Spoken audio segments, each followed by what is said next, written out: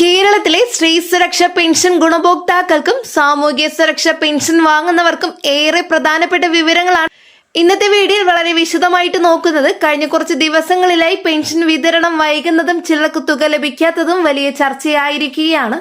നിരവധി ആളുകൾ ബാങ്ക് അക്കൗണ്ടുകൾ പരിശോധിച്ചു കൊണ്ടിരിക്കുകയാണ്. ചിലർക്ക് തുക എത്തിയിട്ടുണ്ടെങ്കിലും നിരവധി പേർക്ക് ഇപ്പോഴും പണം ലഭിക്കാനുണ്ട്. അതുകൊണ്ട് തന്നെ സംസ്ഥാനത്തുടനീളം ആശങ്ക തുടരുകയാണ്. സ്ത്രീ സുരക്ഷാ പെൻഷൻ എന്നത് കേരളത്തിലെ ആയിരക്കണക്കിന് സ്ത്രീകളുടെ ജീവിതത്തിലെ വലിയ സഹായമാണ്. കുടുംബസഹായം ഇല്ലാത്തവർക്കും ഭർത്താവ് ഉപേക്ഷിച്ച സ്ത്രീകൾക്കും സാമ്പത്തികമായി പിന്നോക്കം നിൽക്കുന്ന ഒറ്റയ്ക്കുള്ള സ്ത്രീകൾക്കും ഈ പെൻഷൻ വലിയ ആശ്വാസമാണ്. മാസാവസാനം മരുന്ന് വാങ്ങാനും ഭക്ഷണത്തിനും വീട്ടു ചിലവുകൾക്കും ഈ തുകയാണ് പലർക്കും ആശ്രയം. അതിനാൽ പെൻഷൻ വിതരണം വൈകുമ്പോൾ സാധാരണക്കാരായ കുടുംബങ്ങൾ വലിയ ബുദ്ധിമുട്ടുകൾ നേരിടുകയാണ്. ഇപ്പോൾ സംസ്ഥാനത്ത് സാമൂഹ്യ സുരക്ഷാ പെൻഷൻ പദ്ധതികളിൽ ലക്ഷക്കണക്കിന് ആളുകൾ ഉൾപ്പെട്ടിരിക്കുന്നത്. വാർദ്ധക്യ പെൻഷൻ, വിധവാ പെൻഷൻ, വികലാംഗ പെൻഷൻ, സ്ത്രീ സുരക്ഷാ പെൻഷൻ എന്നിവയാണ് പ്രധാന പദ്ധതികൾ. ഇതിൽ സ്ത്രീ സുരക്ഷാ പെൻഷൻ ഏറ്റവും കൂടുതൽ ശ്രദ്ധ നേടുന്ന പദ്ധതികളിൽ ഒന്നാണ്. കാരണം നിരവധി സ്ത്രീകൾക്ക് സ്വന്തമായി വരുമാനമില്ലാത്ത സാഹചര്യത്തിലാണ് ഈ സഹായം ലഭിക്കുന്നത്.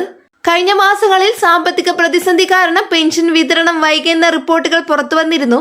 സർക്കാർ ട്രഷറിയിലുണ്ടായ സാമ്പത്തിക സമ്മർദ്ദം, കേന്ദ്ര സഹായവുമായി ബന്ധപ്പെട്ട പ്രശ്നങ്ങൾ, വായ്പാ നിയന്ത്രണങ്ങൾ എന്നിവയെല്ലാം പെൻഷൻ വിതരണത്തെ ബാധിച്ചുവെന്നാണ് പറയപ്പെടുന്നത്.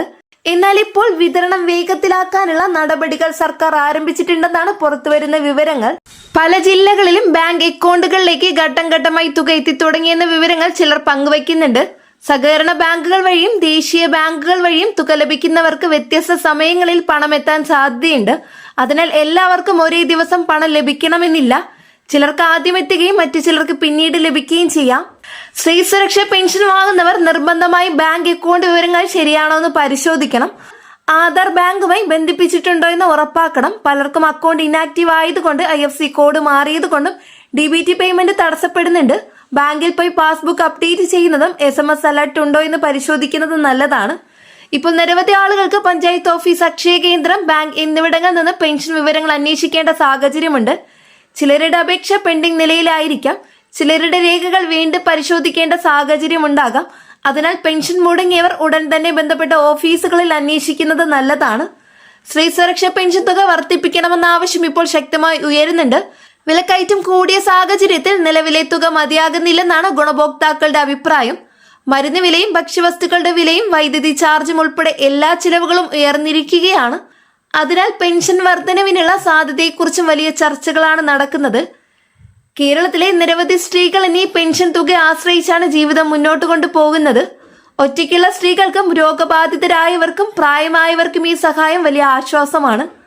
അതുകൊണ്ട് സർക്കാർ സമയബന്ധിതമായി വിതരണം നടത്തണമെന്ന ആവശ്യം ശക്തമാണ്. കഴിഞ്ഞ ദിവസങ്ങളിൽ ചില ജില്ലകളിൽ വിതരണം ആരംഭിച്ചതായി റിപ്പോർട്ടുകൾ വന്നതോടെ നിരവധി ആളുകൾ വീണ്ടും പ്രതീക്ഷയോടെ കാത്തിരിക്കുകയാണ്. ചിലർക്ക് മുൻമാസങ്ങളിലെ കുടിശ്ശികയും ലഭിക്കാനുണ്ടെന്നാണ് അറിയുന്നത്. അതിനാൽ അടുത്ത ദിവസങ്ങളിൽ കൂടുതൽ വിതരണം നടക്കാൻ സാധ്യതയുണ്ടെന്നാണ് വിലയിരുത്തൽ. പെൻഷൻ വിതരണം സംബന്ധിച്ച പുതിയ അപ്ഡേറ്റ്സുകൾ വരുമ്പോൾ സോഷ്യൽ മീഡിയയിലും പല വ്യാജ വിവരങ്ങളും പ്രചരിക്കാറുണ്ട്. അതിനാൽ ഔദ്യോഗിക സർക്കാർ ഉത്തരവുകളും വിശ്വസനീയ വാർത്തകളും മാത്രം ആശ്രയിക്കുക. ഇപ്പോൾ നിരവധി കുടുംബങ്ങൾ സാമ്പത്തിക പ്രതിസന്ധി നേരിടുകയാണ്. വീട്ടു ചെലവുകളും ചികിത്സാ ചെലവുകൾ, കടബാധ്യതകൾ എന്നിവ കാരണം പെൻഷൻ തുക സമയത്ത് ലഭിക്കാത്തത് വലിയ ബുദ്ധിമുട്ടുണ്ടാക്കുന്നു.